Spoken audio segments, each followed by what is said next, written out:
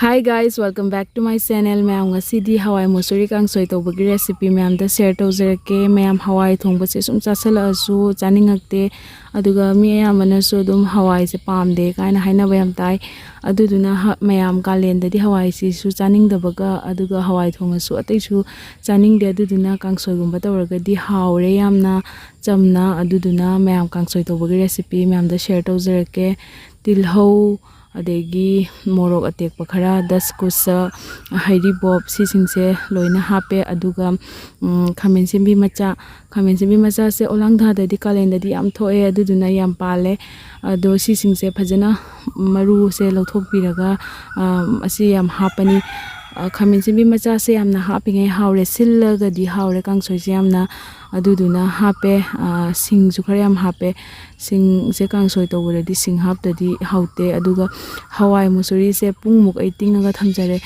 haidi thonggadaba mamangda dum kuina tingsellaga dum thambiyo aduga thongamdaida thongbiyo aduna yam samju sambane aduga sise phajana popthoe aduga popthobunina kuina su changdre phutpadasu aduga hojik se phajana chamthoe mari mangarak phajana chamthoe Hawai Masoori se masagi sumanam nambanina aduduna phajana chamthoe aduga hojik se sumaina kangsoi tawbagi machal singsida loina punna hapchalani aduga mayamda kamai tawge habada ucharake hojik se ngari ga aduga ngai baga tawraga hapani ngari sisu mari manga tawraga hapchare ngai basisu ngari sisu mayam khara sato olaga hapasu yam hawbane aduga hojik se phajana kana tawre khara ngaktang sahalaga sumain tawraga kana tawrani ising hapchalani ising se amukta buda mayam hapoi khara hapkhrani lupnabagi aduduga phajana phutlani minute kun manga kunthra muk phutladi adum yarani Hawai kangsoi se ado mayam kamai na bo kyam bo phut kadagi haibudu su mayam da haijare Hawai Masoori kangsoi ji yam overcook oiraga su haute aidi oyam overcook oibase haute aduduna sumaina isingi yamna haptabida ising yamna hawai phutpada ising yam hapchalagadi munba yam kui change hawai se dum tawraga leibado aduduna ising se likna tawraga hape aduga mula ani kanduda ising do hapningwa chang do bodum ising asaba hapiraga dum yare aduga mayam kangsoi tawbada mayam soidana bora mayam chaningangani ko aiju yam pame sumaina kangsoi tawraga bora tawra chabase aduduna bora khara su hape aduga bora khara haurani aduga mayam yamna hauna sumaina kalenda chaningdaba leraga su sumaina hauna tawraga soidana chabiyo mayam aigi video se pambiragadi like share subscribe comment tawbiramo aduga mathangda kaike anoba recipe mayam na kalen gi oba pamge haibado mayam comment ta habiramo isoidana thangatjarake aduga mayam aina video thangatpase changsu yam naide ko aduduna mayam su aduga viewers mayam na su aigi video se phang habdi yodabra khangde subscribe tawraga su bell icon on tawbidabagira karigino khangde yodaba male aduduna mayam su subscribe tawraga bell icon do on tawbiyo aduga mayam aigi viewers mayam na karamba matamda aina video thangatjaroge haibdo mayam na comment tawraga habiragadi yam nuhaigani aduna adugi matamda mayam da phangnabagi video dusu upload tawjarake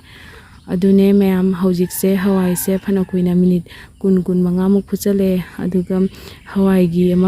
mamai pokhairakpado aduido oire asmaina matam sida ising asaba oiraga di yam phaiko ising ayingba hapaga su yagani aduga amayamna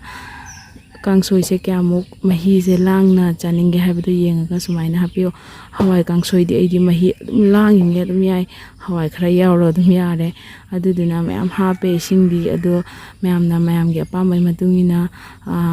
hapiro aduga ising se hapaga ising se simuk chang hapani na khangaba matungda thumsu hapiro aduga mayam sawhollo phajana sawholani ado yam munna di sawholaro yam munna sawholagadi hawai se kana tawe kangsoi dadi haute ado khamen sembi achouba mayam na hapningba oiraga su khamen sembi achouba na sum kangsoi tawbiyo aduga pik na soiraga bora si suloi sale mayam hojik se aduga mayam ai hawai kangsoi dadi yengang hapjade yang kangsoi da yang hapa kangsoi su lei haptaba kangsoi su lei hawai kangsoi da di yang hapa se pam de hawai kangsoi da yang hapchala de hawai thongba dum male dana sok toraga adu duga hojik se loire ma'am sini final look ma'am hawga da manbra ma'am chara khangdoine adu duna ma'am su sumaina same process da thonga chabiu aduga hawri hawte habda kamai tawga habda comment da habiramo aduga ma'am nasu kamaina mawong da thongge habidu su comment da dum khanghan biramo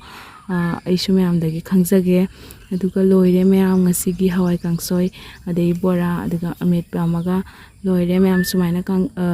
kalenda chamna sumaina chabase yam hawri aduna ma'am ai video se pambiragadi like share subscribe comment tawbiramo thank you for watching